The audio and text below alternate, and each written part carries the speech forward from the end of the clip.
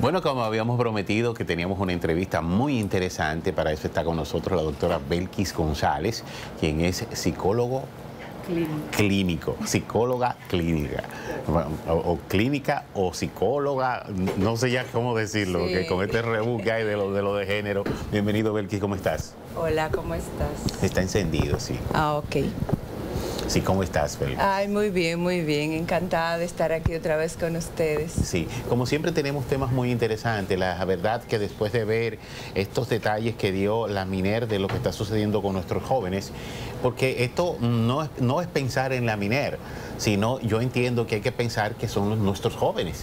Porque estos que están haciendo, lo que están haciendo dentro de las aulas, me imagino que también lo hacen hasta dentro de sus mismas casas.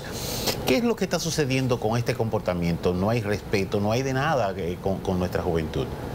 Sí, mira, ahora estamos expuestos a muchas situaciones de violencia y la violencia escolar no va a quedar fuera. Un aspecto muy importante que yo pienso que debemos tomar en cuenta es el estilo de la crianza. Si los niños nacen, no nacen violentos. En el estilo de la crianza de los padres, del adulto que cuida, los niños van desarrollando una serie de aprendizajes que luego en la adultez, en la adolescencia, es lo que ellos van a poder utilizar para sus afrontamientos, para lo que le traiga la vida, para sus comportamientos diarios.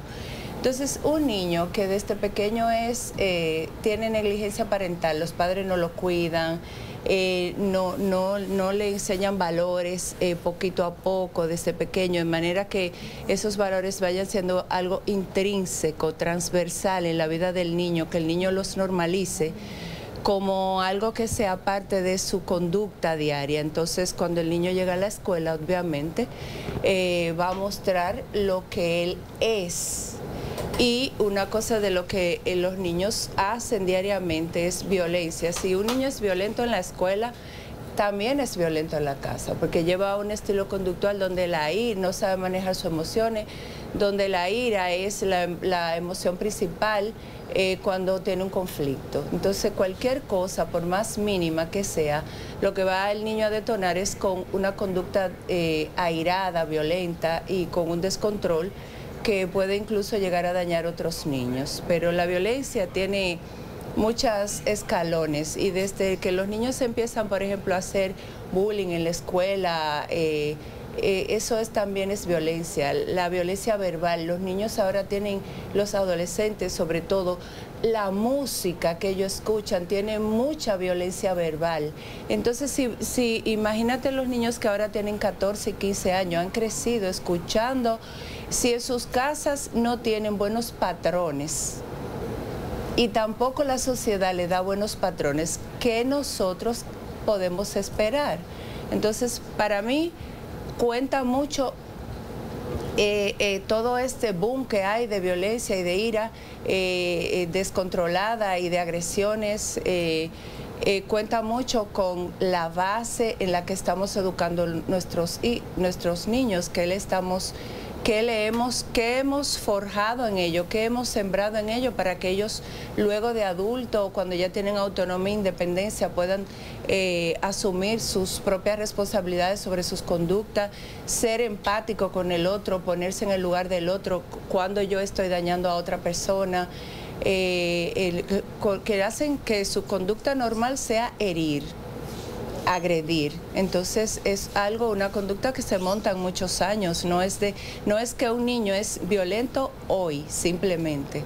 El niño ya tiene establecido una conducta violenta. Entonces, por ejemplo, dos cosas. Lo primero está en la educación familiar, en la formación familiar, es lo primero. Lo segundo es cuando, por ejemplo, en el día de ayer, Eduardo Hidalgo, presidente de la ADP, dice que los profesores no pueden hacer más. Y yo no estoy en un 100% de acuerdo con eso, porque yo entiendo que si hay respeto al maestro, porque por eso yo he distinguido lo que tiene que ver, he diferenciado los maestros de antes a los docentes de ahora, que no tienen la misma vocación que lo que tenían los maestros de antes. Uno sentía un respeto, uno veía un padre, una madre anteriormente. Ahora lo que uno ve es simple y llanamente un maestro, un docente, un profesor. Entonces, ¿qué hay que hacer? Porque yo entiendo que no podemos tirar la toalla. Yo sé que ustedes, los psicólogos, no están de acuerdo con las correcciones. Como dice la Biblia, no apartemos la vara del muchacho. Entonces, ustedes no están de acuerdo con esa manera de corregir. ¿Cómo podemos, para no decir, vamos a tirar la toalla, ya no podemos más, esto hay que dejarlo así? ¿Qué podemos hacer para que nuestros hijos, o para uno poder llevar a nuestros hijos a una buena vida?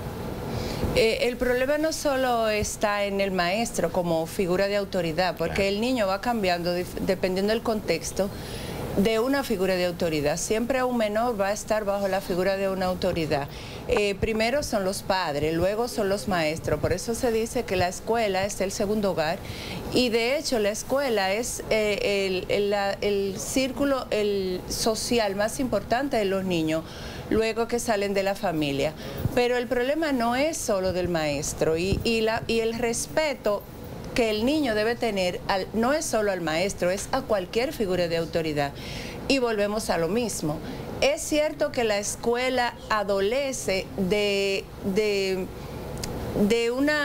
una conducta que sea propia de todos los profesores. Por ejemplo, aunque ellos dicen que sí, que hay protocolos para que los maestros tengan, que incluso ahora están haciendo un protocolo nuevo del trato de la relación maestro-alumno, pero es que tiene que ir a un protocolo educativo, no escrito, sino es que el maestro, como figura adulta de autoridad, trabaje con el niño dentro de la escuela, lo que ya los padres han trabajado como figura de autoridad paterna en la familia.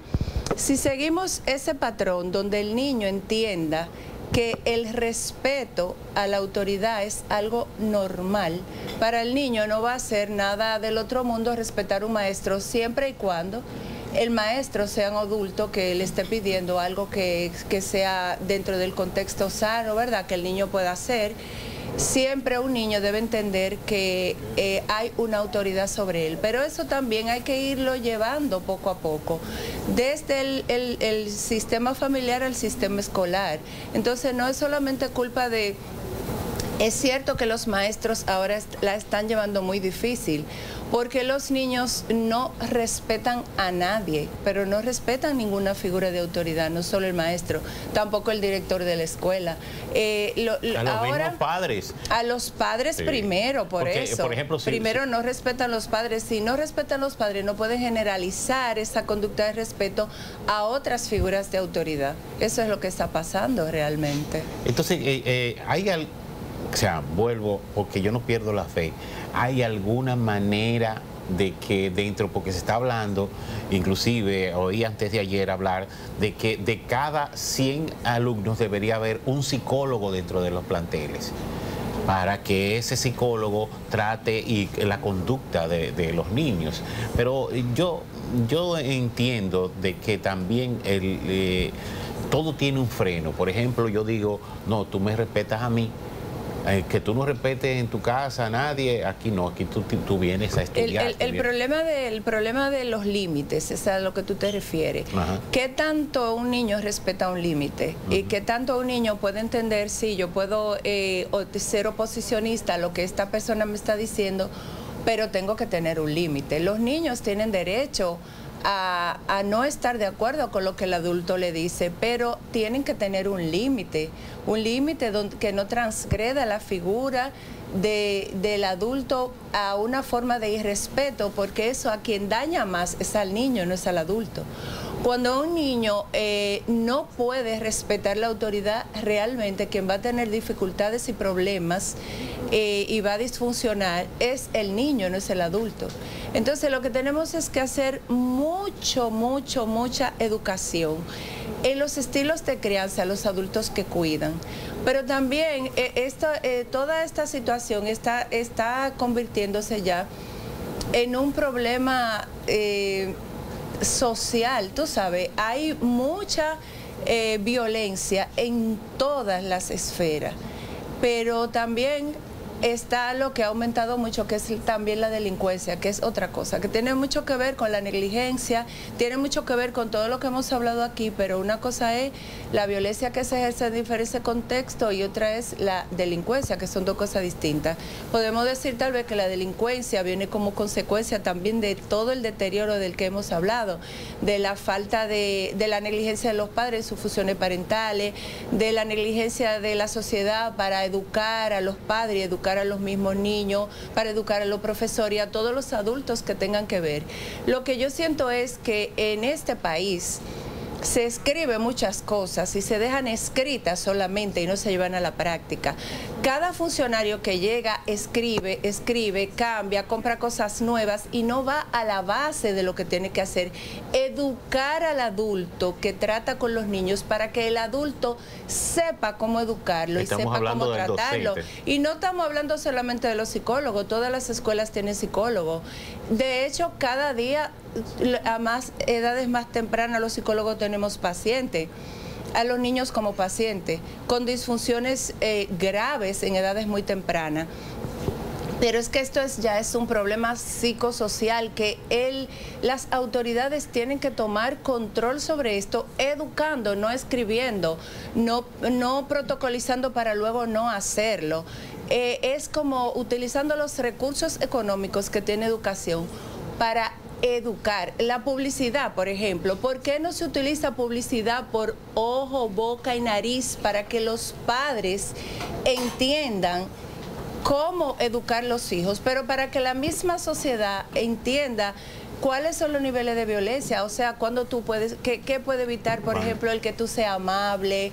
¿Qué impacto tiene la palabra sobre la gente, el trato, la sonrisa, la educación, la delicadeza? ¿Cómo tú puedes evitar un conflicto? ¿Cómo tú puedes afrontarlo? Hay muchas formas que no son tan difíciles para educar, para la que llegue a la mente de la gente y la gente empiece a entender y empiece a hacer cambios en su conducta. Entonces tenemos que ir a la raíz del problema, tenemos que hacer prevención, no podemos esperar a que se ejerza violencia en todos los contextos donde estamos viendo como es actualmente. Mira, la verdad que el tema es súper amplio, sobre todo ese detalle que acabas de dar, de la importancia de uno tener la vigilancia. Eso es más o menos lo que entiendo, de que uno las cosas le despierten, está pasando algo con mi hijo, está pasando algo con el niño, entonces uno poner esa prevención a tiempo. Mira, el tiempo ya se nos venció, pero sé que tienes una actividad con el padre Chelo. Me gustaría que hablaras acerca de esta actividad, del día, todo esto. Ah, sí, yo sirvo en una comunidad que se llama Comunidad Betania, que es una comunidad para personas viudas, divorciadas o en procesos de separación, y entonces pertenece a la Iglesia Católica y vamos a tener un retiro en julio. Pero tú sabes que como no sabía que íbamos a hablar de esto, no tengo la fecha, pero sí. Yo te voy a, puede la gente que está interesada comunicarse a Comunidad Betania, que está en Instagram y está en las redes y lo puede encontrar fácilmente por ahí. Pero también Betania. Nosotros vamos a estar haciendo promoción para esto porque tenemos un retiro en julio. En junio, creo que es junio, julio, bueno, ya más adelante 15, 16, me enviarás la información 17, pero yo te voy a enviar esa información. Pero sí es bueno que la gente sepa, porque mucha gente está interesada en esos retiros y vamos a tener uno próximamente. Bueno. Melquis, muchísimas gracias, sé lo ocupado que es tu tiempo, así que muchísimas gracias. No te muevas, que en breve estaremos disfrutando de la batida. Vamos a pasar a donde Cristal y